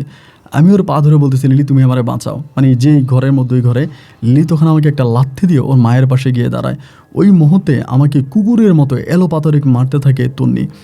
এবং এরই মাঝে কয়েকটা ছেলে ঢুকে যায়, 8-10টা ছেলে ঢুকে আমার ঘরের মধ্যে খাটের সাথে স্ট্যান্ডের সাথে আমাকে বেঁধে ফেলে এবং বেঁধে ফেলে যে যার মতো আমাকে বেদর পিটাচ্ছে।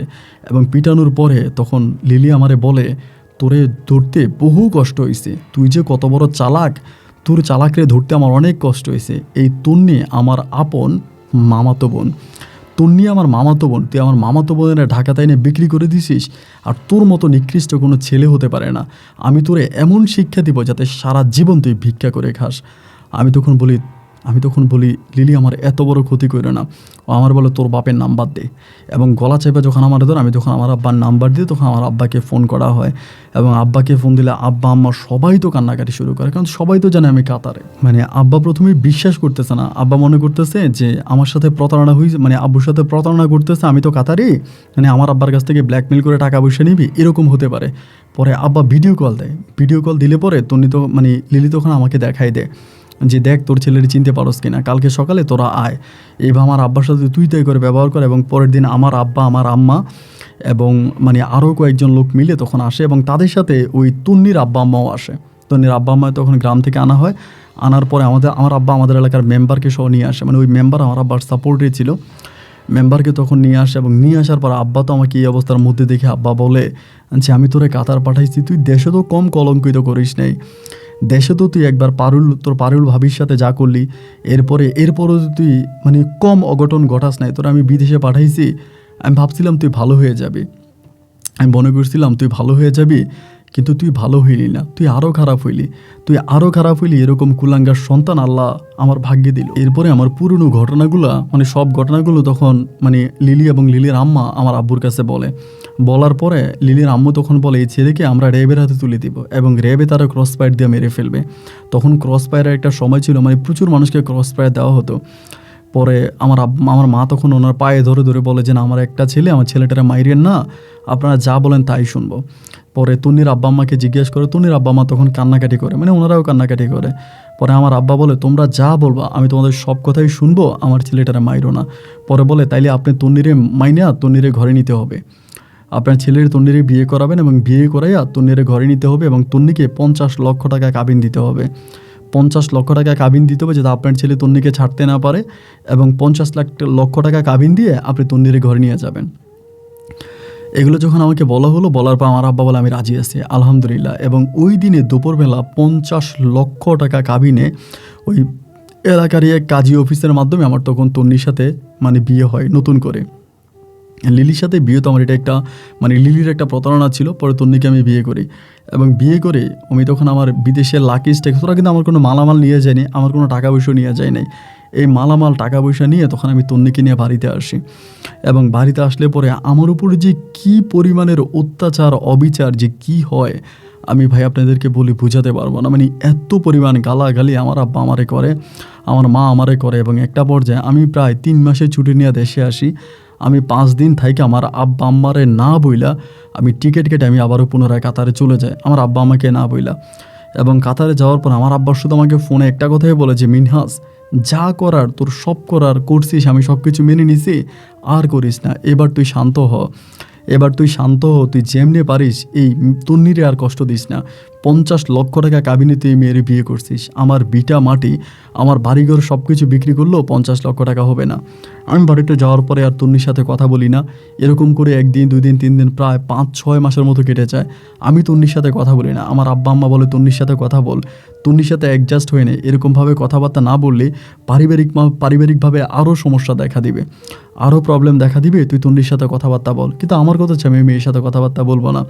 অ্যান্ড ওই সময় আমি রাসেলের সাথে মাঝে মাঝে কথা বলতাম, রাসেলকে বলতাম যে রাসেল আমার এমনি ধোকা দিচ্ছে। রাসেল আমার বলে তন্নি মেয়েটা আসলেই ভালো না, তুই তো আর এই মেয়েরে ভালোবাসিস নয়, এই মেয়ে জোর করে তোরে প্রেমের ফাঁদে ফেলাইছে বা তোর সাথে ভালোবাসাবাসির নাটক করছে, এরপরে তোর জীবনটা এমনি নষ্ট করে দিল। তুই দেখতে শুধু খুব হ্যান্ডসাম একটা ছেলে, তুই তো অনেক ভালো একটা সুন্দরী মেয়েরে বিয়ে করতে পারতি, অথচ এরকম একটা মেয়েরে বিয়ে করে তোর জীবনটা নষ্ট হয়ে গেল। মানে রাসেল আমাকে এগুলা মানে বুঝাইতো বা আমি রাসেলের কথা মতো এগুলো শুনতাম। এবং এরকম করে সময়গুলো কাটতে কাটতে একটা পর্যায়ে আমি রাসেলকে অফার করলাম যে বন্ধু আমি তোরে কিছু টাকা দিব। মানে রাসেল ওই সময় বেকার ছিল, ও পড়াশোনা করে একদম বেকার হয়ে গেছে, ও চলতে পারতেছিল না, ওর কাছে টাকা পয়সা নাই। আমি ওরা টাকা ঢুকে দিয়ে একদিন ওরা প্রস্তাব দিলাম, তুই একটা কাজ কর, তুই যেমনি পারস তন্নির গায়ে একটু কলঙ্ক মাইখা দে, তন্নির গায়ে যদি একটা কলঙ্ক মাইখে দিতে পারিস আমি তোরে কথা দিলাম আমি তোরা কাতারে নিয়ে আসবো। ও আমার বলে তাহলে তন্নির গায়ে কেমনে কলঙ্ক মাখবো? আমি বললাম আমি তোরা একটা কবিরাজের বাড়িতে পাঠাবো, এই কবিরাজের বাড়ি থেকে তুই তন্নির জন্য তাবিজ আনবি, পানি পরা আনবি, আইনে এগুলো তন্নিরে খাওয়াবি এবং তন্নিরে খাওয়াইলি তুই যা বলবি তন্নি তাই শুনবে। এরপরে তন্নির সাথে তুই একটা অবৈধ সম্পর্ক করবি এবং করার পরে তন্নির যেহেতু কলঙ্ক হবে, কলঙ্ক হইলে পরে আমি তন্নিরে মানে ছাইড়ে দিব, মানে ওই কলঙ্ক দিয়ে আমি তন্নিরে ছাইড়ে দিব এবং তোর যে কলঙ্কটা হবে সেটার জন্য আমি তোরা কাতার নিয়ে আসবো এবং আমি তোর এটা লিখিত দিব। এই বলে আমি ওরে মানে আরও কয়েকজন লোকের মাধ্যমে এবং ওর জন্য আমি সেই সময় 3 লক্ষ টাকাও পাঠাই, মানে রাসেলের জন্য, যে আমি তোরে 3 লাখ টাকা দিছি, এই টাকাটা দিয়া হইলেও তুই তন্নির গায়ে একটা কলঙ্ক মাইকা তুই তন্নিরে সরা। মানে আমার চিন্তা ভাবনা হচ্ছে তন্নি যদি এখান থেকে সরে যায় তাহলে আমি এরপরে আরেকটা বিয়ে করব, আরেকটা দেখে শুনে একটা সুন্দর মেয়েকে আমি বিয়ে করব। এবং এই কথা বলার পর আবার আমার এই গ্রুপের সাথে আমার মাও কিন্তু জড়িত আছে। আমি মারেও বলছি, মাও তখন এই রাসেলের সাথে কথাবার্তা বলে যে ঠিক আছে এই মেয়েটার উপরে কলঙ্ক মাইকে মেয়েটার পরিবার থেকে বের করতে হবে। এরকম করতে করতে পর আমি রাসেল ওই কবিরাজের বাড়িতে পাঠাই এবং পাঠাইলে ওই কবিরাজের বাড়ি থেকে রাসেল পানি পরা, তাবিজ পরা এবং এটা ওইটা নিয়ে আসে আমার আম্মারা দেয়। আমার আম্মা এই জিনিসগুলো তখন তন্নিরে খাওয়ায় এবং তন্নিরে খাওয়াইলে পরে বেশি দিন সময় লাগে না, তখনই মানে তন্নির প্রতি রাসেল মোটামুটি অনেকটা দুর্বল হয়ে পড়ে এবং তন্নির প্রতি রাসেল দুর্বল হয়ে পড়ে। মানে একদিন রাতের বেলায় আম্মু রাসেলরে বলে যে তুই তন্নির ঘরে আসবি, ওই দিন রাতে আমি তন্নির আর তোরা একসাথে ধরবো, এটা আমার আম্মু বলে। বলার পরে রাসেল বলে আচ্ছা ঠিক আছে আন্টি, আমি আজকে রাতে তন্নির ঘরে যাব।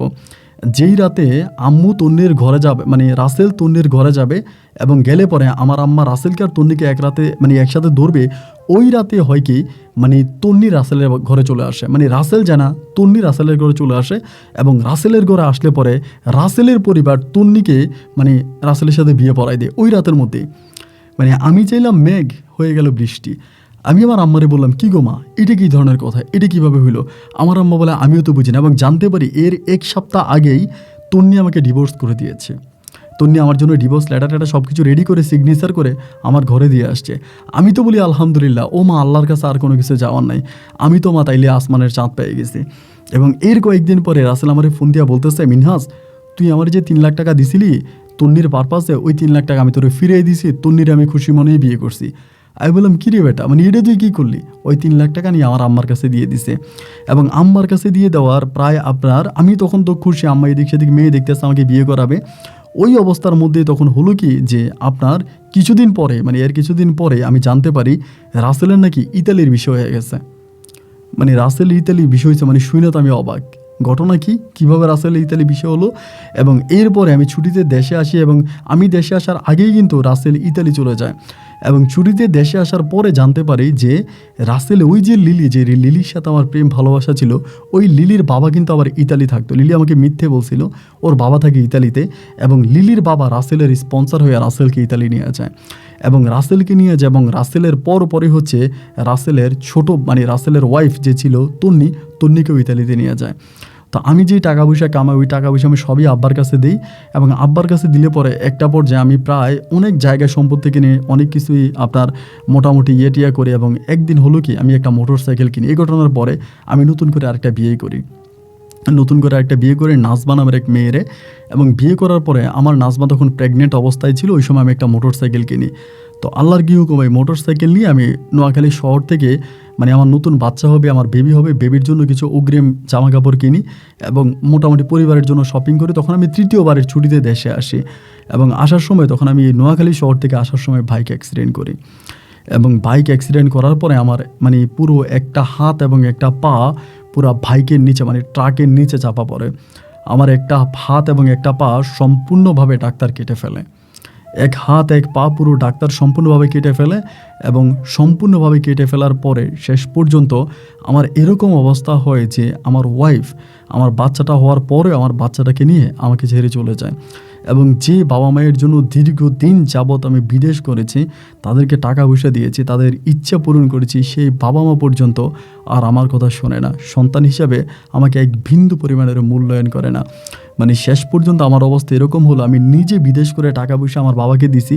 আমার বাবা এগুলো দিয়ে জায়গায় সম্পত্তি কিনে আমার যে ছোট ভাইরা ছিল তাদেরকে একজনকে সরকারি চাকরি দিল এবং দুজনকে ব্যবসা ধরাই দিল, আমার বোনকে বিয়ে দিল। আর বর্তমানে আমার অবস্থা এতটাই খারাপ যে আমার মানুষের কাছে হাত পাতা লাগতেছে।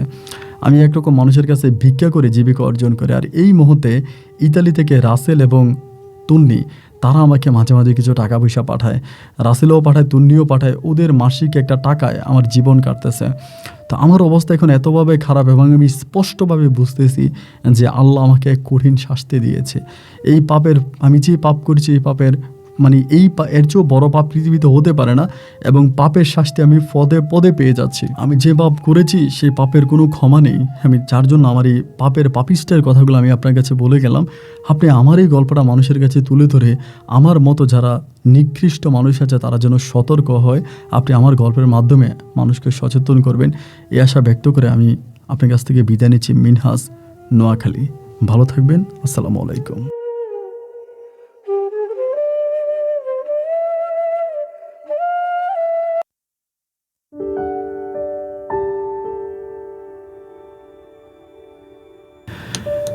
বন্ধুরা, সবাইকে অনেক বেশি ধন্যবাদ এই পর্যন্ত নোয়াখালীর ভাই মিনহাজের জীবনের বাস্তব গল্পটা আমার মুখে শোনার জন্য। বন্ধুরা, মিনহাজ ভাই হয়তো বলবে আপন ভাইরে আমি পুরো 1 মাস ধরে গল্পটা লিখে পাঠাইলাম, অথচ আপন ভাই গল্পটার কোনো কিছুই বলে নাই।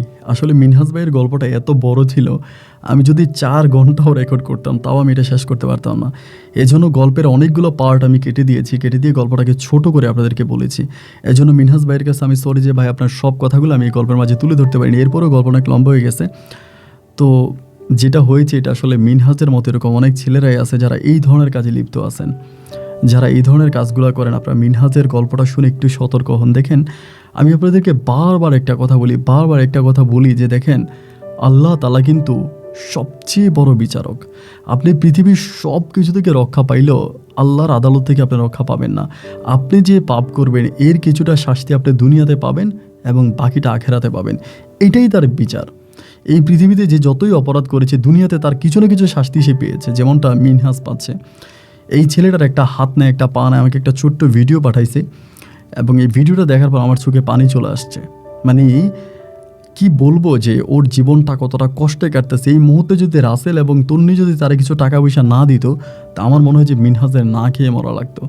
আমি অবাক হয়ে গেলাম, এই তন্নি মিনহাজকে টাকা দিচ্ছে। তন্নিকে আমার লাখো কোটি সালাম। তন্নি প্রমাণ করে দিয়েছে যে বিচারক পৃথিবীতে আল্লাহ আছে। এবং তন্নি যে এত বড় মনের মেয়েতে যার সামনে আমার লজ্জায় মাথা নত হয়ে যাচ্ছে। এমন মেয়েরা আছে বলেই হয়তো আমরা আজও গর্ব করে বলি সবার উপর মানুষ সত্য, তাহার উপর নাই। সবাই ভালো থাকবেন, সুস্থ থাকবেন, এই শুভকামনা আজকের মতো এখানেই বিদায়। ইনশাআল্লাহ আপনাদের সাথে আমার দেখা হবে অন্যদিন অন্য কারো বাস্তব জীবনের গল্প নিয়ে। আল্লাহ হাফেজ এন্ড আসসালামু আলাইকুম।